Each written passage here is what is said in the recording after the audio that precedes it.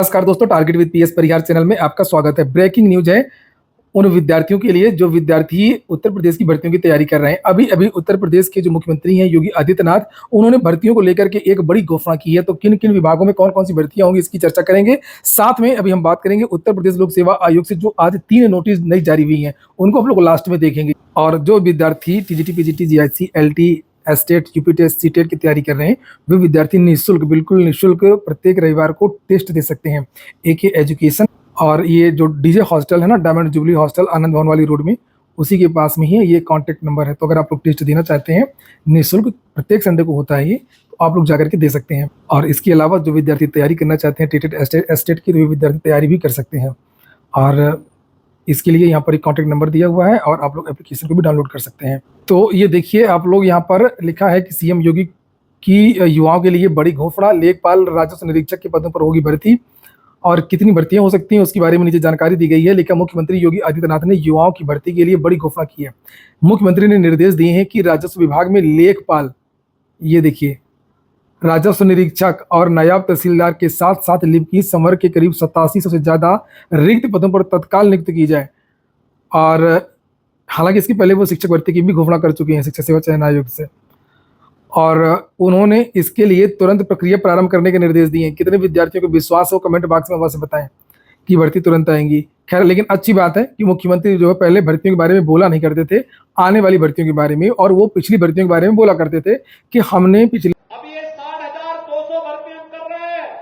और जैसे भर्ती की प्रक्रिया पूरी होगी, 40,000 इसके बाद फिर भर्ती करने जा रहे हैं। पुलिस में ही भर्ती की प्रक्रिया तेजी के साथ बेसिक, माध्यमिक, उच्च, तकनीकी और व्यावसायिक शिक्षा में हजारों भर्तियां इसमें भी आने जा रही हैं। नोट करिए कितने बड़ी संख्या में, और फिर इतने ही और भर्ती के रियाचन उनको हम देने जा रहे हैं कि युवाओं को नौकरी, तो उत्तर प्रदेश में नौकरी की कमी नहीं होगी।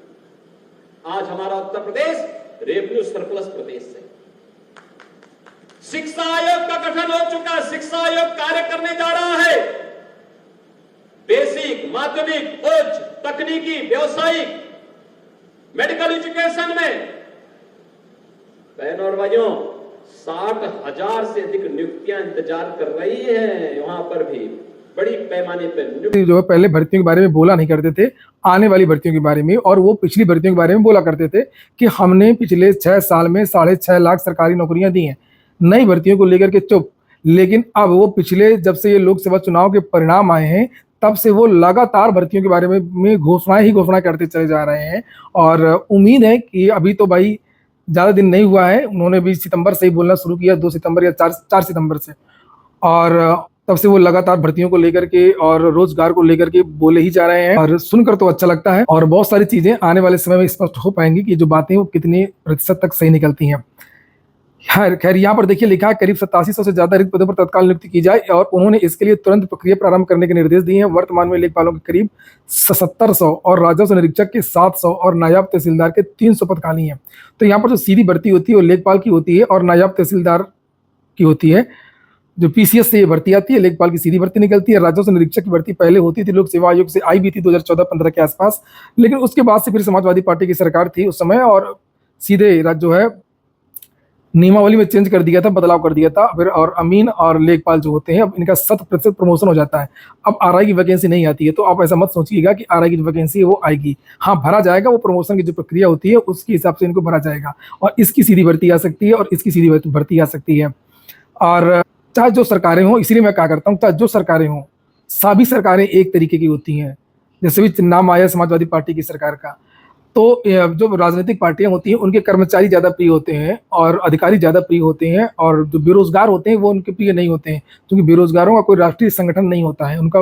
वो सब किसी न किसी अपने पार्टी से जुड़े होते हैं, और इसीलिए सरकारें बेरोजगारों की जो बात है उनको सुनती नहीं है। और उसी समय एक भर्ती निकालने के बाद में आरआई की जो वैकेंसी है, इसमें पूरा 100% प्रमोशन कर दिया गया लेखपालों को खुश करने के लिए, एक बड़े वर्ग को, कर्मचारियों को। और इसी तरीके से जूनियर की एक वैकेंसी आई थी, एरिड जूनियर की, आपको याद होगा, और लगभग 29,000 पदों पर साइंस की। उसके बाद में वहाँ पर भी नियमावली में बदलाव कर दिया गया, चेंज कर दिया गया, और 100% बेसिक का पूरा प्रमोशन कर दिया गया। और ये नहीं कि कम से कम जो कुछ पदों पर भर्ती होती थी वो होती रहती और बेरोजगारों को नौकरियां मिलती रहती। खैर, वो अलग मुद्दा है। आप लोग मेहनत करेंगे तो सफलता मिलेगी, चाहे जो सरकार हो। और इसके अलावा नीचे लिखा है कि तहसीलदार, राजस्व निरीक्षक जैसे पदों के लिए जहाँ लिखा भी तो है, पदोन्नति लंबित है, वहां पर तत्काल प्रक्रिया पूरी की जाए। साथ ही मुख्यमंत्री ने राजस्व परिषद के अंतर्गत बंदोबस्त आयुक्त नगरीय और निदेशक प्रशिक्षण का नवीन पद सृजित करने की जरूरत भी बताई। तो यहाँ पर 2 नए जो पद हैं वो आपको देखने को मिल सकते हैं, बंदोबस्त आयुक्त ग्रामीण, बंदोबस्त आयुक्त और निदेशक प्रशिक्षण का नवीन पद सृजित करने की जरूरत बताई। मुख्यमंत्री ने शुक्रवार को एक उच्च स्तरीय बैठक में राजस्व विभाग के कामकाज और उपलब्ध मानव संसाधन की समीक्षा के दौरान ये निर्देश दिए। मुख्यमंत्री ने केवल नए पदों को भरने की ही बात नहीं की है, उन्होंने कहा अगर जरूरत हो तो नए पद भी सृजित किए जाएं। ये देखिए लिखा, मुख्यमंत्री ने कहा कि राजस्व विभाग सीधे आम आदमी से जुड़ा हुआ है। आय जाति निवास प्रमाण पत्रों को लेकर के पैमाइश, नामांकन, घरौनी, खतौनी, सर्वे, पट्टा सहित ढेरों महत्वपूर्ण प्रकरणों का समयबद्ध निस्तारण हो सके। और नीचे लिखा कि यहाँ पर नई नियुक्तियों की जरूरत है। ये देखिए, न केवल विभाग के रिक्त पदों पर नई नियुक्ति की जरूरत है, बल्कि आवश्यकता अनुसार नवीन पदों का सृजन भी किया जाए। वहीं पर मुख्यमंत्री ने कहा कि आम जनता के कार्यों में राजस्व विभाग के कार्मिकों को प्रायः फील्ड विजिट में जाना पड़ता है, इसलिए लेखपालों और आरआई, जो पहले कानून को बोलते थे, को वाहन का भत्ता दिया जाना चाहिए। ये देखिए, अभी तक शायद 100 रुपये साइकिल भत्ता मिलता था लेखपाल को, तो अब वाहन भत्ता मिलेगा। इसी तरीके से नायब तहसीलदार की कार्य क्षमता में बढ़ोतरी के लिए उन्हें 4 पहिया वाहन की उपलब्धता कराई जाएगी। ये भी अच्छी पहल है। और नीचे लिखा कि जीपीएस से संबंधित कार्यों के बेहतर संपादन के लिए लेखपालों और राजस्व निरीक्षकों को नए टैबलेट भी उपलब्ध कराए जाए। तो फिलहाल सोशल मीडिया में वायरल है ये खबर, और जमीन में कब आती है, वायरल तो ऊपर ऊपर हो रही है, लेकिन जमीन में कब आती है, धरातल पर कब आती है, ये आने वाला समय बताएगा। देख सकते हैं अब लोक सेवा आयोग की जो 3 नोटिस जारी हुई हैं, तो एक जो नोटिस है वो देख सकते हैं, अब 13 सितंबर की यहाँ पर डेट पड़ी हुई है, और यहाँ पर लिखा हुआ है सहायक नगर नियोजक मुख्य परीक्षा 2023, जो 25 सितंबर को होने जा रही है। 2 सत्रों में 9:30 से लेकर के 11:30 बजे तक। द्वितीय सत्र जो है वो 2 बजे से लेकर के 5 बजे तक प्रयागराज जनपद में होगी। लोक सेवा आयोग उत्तर प्रदेश की परीक्षा हाल के भूमितल पर आयोजित की जाएगी। और इसमें लिखा है अभ्यर्थियों को परीक्षा केंद्र में प्रारंभिक परीक्षा होने के निर्धारित समय से 1.5 घंटा पूर्व प्रवेश दिया जाएगा। परीक्षा प्रारंभ होने के 45 मिनट पूर्व प्रवेश बंद कर दिया जाएगा। प्रश्नगत परीक्षा हेतु अभ्यर्थियों के प्रवेश पत्र आयोग की वेबसाइट पर उपलब्ध होंगे, तो जाकर के आप लोग जो एडमिट कार्ड है वो डाउनलोड कर सकते हैं। परीक्षा केंद्र पर 2 फोटो लेकर के, आईडी प्रूफ लेकर के पहुंचे। उत्तर प्रदेश लोक सेवा आयोग इसी महीने होने वाले साक्षात्कार के कार्यक्रम के बारे में जानकारी दी है। तो यहाँ पर राजकीय होम्योपैथिक चिकित्सा महाविद्यालय प्रोफेसर पैथोलॉजी 3 पदों के लिए इंटरव्यू सितंबर के चौथे सप्ताह में होगा। राजकीय होम्योपैथिक चिकित्सा महाविद्यालय प्रोफेसर होम्योपैथी फार्मेसी 2 पद हैं, सितंबर के चतुर्थ सप्ताह में ये इंटरव्यू होगा। आप लोगों ने वीडियो को लाइक न किया हो तो लाइक अवश्य कर दिया करें। और अंतिम जो सूचना, एक प्रेस विज्ञप्ति जारी की गई है, इसमें कुछ भर्तियों के नाम लिखे हैं। चिकित्सा, ज्यादातर जो पद हैं ये चिकित्सा शिक्षा विभाग के हैं, होम्योपैथिक के। एक विज्ञापन ये, एक विज्ञापन ये, एक ये। और नीचे कुछ और भी भर्तियां हैं। होम्योपैथी लिखा हुआ देख लीजिए, ये 12 विज्ञापन है ये। और इनके जो इन भर्तियों का अगर आपने आवेदन किया हो तो इनके कट ऑफ अंक वगैरह जो है वो वेबसाइट पर उपलब्ध करा दिए गए हैं। लिखा उक्त पदों के साक्षात्कार में उपस्थित अभ्यर्थियों के प्राप्तांक कट ऑफ अंक आयोग की वेबसाइट पर दिनांक 13 सितंबर से लेकर 19 सितंबर तक उपलब्ध रहेंगे। अतः अभ्यर्थीगण अपने अनुक्रमांक, जन्मतिथि के आधार पर प्राप्तांक एवं कट ऑफ अंक अवलोकित वो प्राप्त कर सकते हैं। तो ठीक है दोस्तों, ये हो गया आज का वीडियो आपको अच्छा लगा हो, आपके काम का हो तो लाइक अवश्य कर दें। जिन छात्रों ने चैनल को सब्सक्राइब न किया हो सब्सक्राइब कर लें। पूरा वीडियो सुनने के लिए बहुत बहुत धन्यवाद।